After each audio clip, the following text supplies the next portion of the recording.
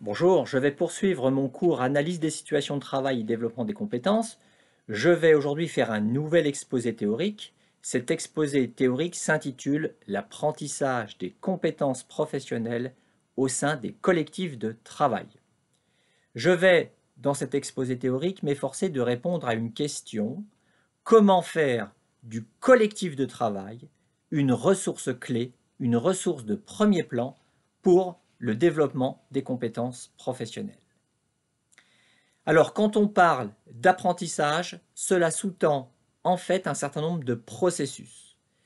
Quand on parle d'apprentissage des compétences professionnelles, cela veut dire qu'on s'intéresse nécessairement à des processus d'acquisition et de développement des compétences professionnelles. Alors bien évidemment, ces processus d'acquisition et de développement des compétences professionnelles, ce sont avant tout des processus individuels. Je vous renvoie à un certain nombre de disciplines que nous avons déjà passées en revue et qui abordent avant tout ces processus d'apprentissage des compétences comme avant tout des processus individuels. C'est le cas de l'ergonomie. Je vous renvoie à ce texte difficile de Leplat sur la compétence. C'est le cas de la didactique professionnelle. Je vous renvoie aux réflexions et au texte de Pierre Pastré sur lequel nous avons travaillé. Je vous renvoie également, plus généralement, à la psychologie du développement. Donc, ces trois disciplines insistent sur la dimension individuelle des processus de construction des compétences professionnelles. Il ne faut pas oublier cependant que ces processus d'acquisition et de développement des compétences professionnelles prennent toujours place dans un certain contexte, dans un contexte qui est toujours d'ailleurs particulier. Et ce contexte, il implique en général d'autres individus. Alors, que recouvre ce contexte? Ce contexte, on peut le dénommer cadre. Je parlerai maintenant de cadre. Le cadre, c'est donc ce contexte particulier dans lequel prennent place un certain nombre de processus d'acquisition et de développement des compétences professionnelles. Ce cadre, il peut, selon les cas, soit faciliter ces processus d'apprentissage des compétences, soit il va freiner les processus d'apprentissage des compétences professionnelles. Ce cadre, on peut l'appréhender à deux niveaux. On peut tout d'abord l'appréhender à un niveau collectif et on peut ensuite l'appréhender à un niveau organisationnel. Dans cette vidéo, je vais uniquement me focaliser sur le niveau collectif. Le collectif dont il s'agit ici, si je prends un individu lambda, un opérateur, un agent, bref, un travailleur, peu importe comment on le nomme, le collectif, c'est avant tout le collectif qui fait sens à un moment donné pour l'individu en question, pour le travailleur. Le collectif, on pourrait dire ici, c'est avant tout le collectif de référence, c'est-à-dire c'est ce collectif-là qui va servir de support principal au développement des compétences professionnelles de l'individu.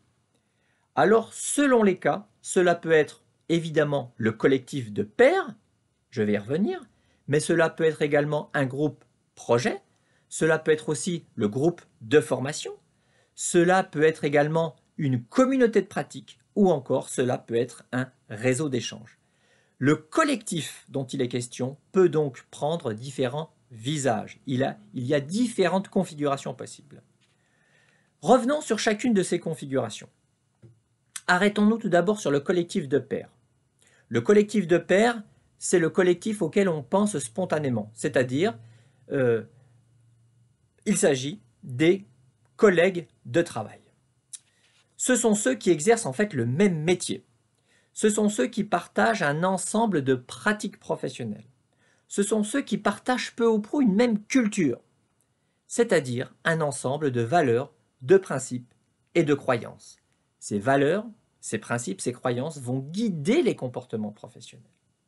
Donc, le collectif de pairs renvoie au métier. Ce sont ceux qui partagent le même métier et les mêmes valeurs. Autre configuration possible, le groupe projet. De plus en plus d'individus, quel que soit leur métier exercé, travaillent dans le cadre d'équipes projet ou de groupes projet. Cela peut être de manière temporaire, mais cela peut être également de manière quasiment définitive, c'est-à-dire jusqu'à la fin du projet. Alors, le groupe projet, il est important pour les salariés qui sont impliqués dans un tel groupe. Le groupe projet, en général, il va se caractériser par une certaine hétérogénéité, une certaine diversité. Diversité des participants. Prenez le secteur de l'automobile. En général, quand on monte une équipe projet au sein de l'industrie automobile, eh bien, on va faire collaborer dans un même projet des gens issus de différents métiers. Des gens de la production, des ingénieurs, des personnes issues de la recherche et développement, des spécialistes du marketing, voire parfois des spécialistes des ressources humaines, toutes des spécialistes du design aussi, du design automobile. Tous ces acteurs vont devoir cohabiter pour concevoir, par exemple, un nouveau véhicule. Donc, hétérogénéité des participants. Hétérogénéité également des pratiques professionnelles, puisqu'il s'agit d'acteurs qui n'effectuent pas le même métier et qui vont devoir se coordonner et coopérer au sein du groupe projet. Et puis, hétérogénéité culturelle. Chaque acteur va avoir ses références culturelles, va avoir sa culture d'appartenance. C'est d'ailleurs ce qui fait l'intérêt de tels groupes. Donc, quelquefois, le collectif peut prendre le visage du groupe projet ou de l'équipe projet. Le groupe de formation.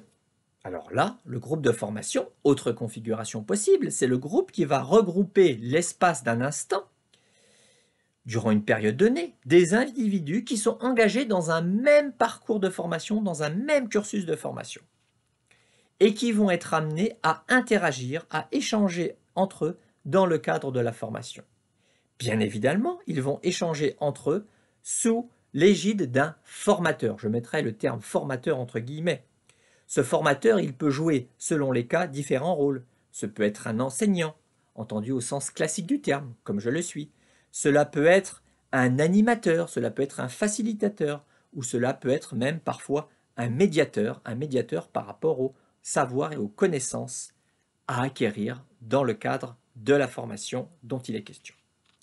Donc, il s'agit d'une autre configuration. J'ai parlé tout à l'heure de la communauté de pratique. Qu'est-ce que la communauté de pratique? On parle de communauté de pratique en général quand il y a un regroupement d'individus et quand ces individus partagent les mêmes pratiques professionnelles, voire partagent la même passion, ont le même intérêt pour le métier exercé. Les communautés de pratique existent dans les organisations en général d'une certaine taille et en général les communautés de pratique émergent sur des bases informelles. Par exemple, dans telle organisation, on va trouver la communauté des informaticiens, communauté informelle qui va regrouper des gens qui partagent les mêmes pratiques et qui éprouvent le besoin d'échanger entre eux pour améliorer leurs pratiques professionnelles. Il y a eu de très nombreux travaux sur les communautés de pratique, notamment des travaux anglo-saxons menés sous la direction de Julian Orr et des travaux qui ont été repris notamment par Lev et Wenger.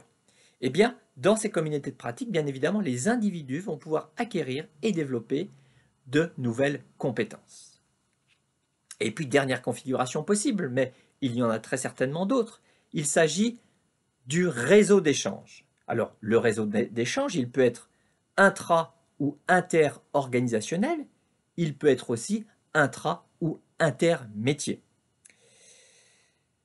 Le réseau d'échange, il faut savoir que les membres du réseau vont en fait échanger, vont en fait partager au sein du réseau un certain nombre d'informations, ils vont aussi partager des connaissances, ils vont partager leurs réflexions, ils vont partager parfois leurs inquiétudes, leurs angoisses, ils vont parfois se transmettre leurs bonnes pratiques. Donc on voit bien aussi à quel point le réseau peut faire office de lieu où se développent et se transmettent un certain nombre de compétences professionnelles.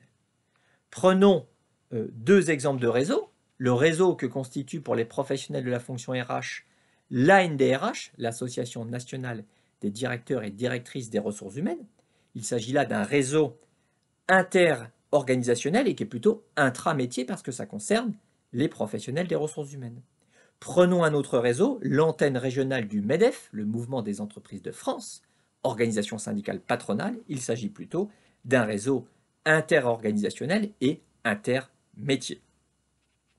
Voilà pour les différentes configurations possibles. J'ai donc parlé du collectif de pairs, du groupe projet, du groupe de formation, de la communauté de pratique et du réseau d'échange. Alors évidemment, ces différents groupes sont autant de ressources pour l'individu, puisque dans ces groupes, l'individu va pouvoir aller puiser un certain nombre de ressources. Cela peut être des informations, cela peut être des savoirs, des connaissances, cela peut être des techniques, des trucs, des ficelles, cela peut être aussi des idées nouvelles, cela peut être également des méthodologies particulières qui sont utiles pour résoudre un problème donné. À partir de toutes ces ressources, l'individu va pouvoir monter en compétences. Voilà ce que je voulais vous dire concernant le niveau collectif. La prochaine fois, je vous parlerai du niveau organisationnel. Au revoir.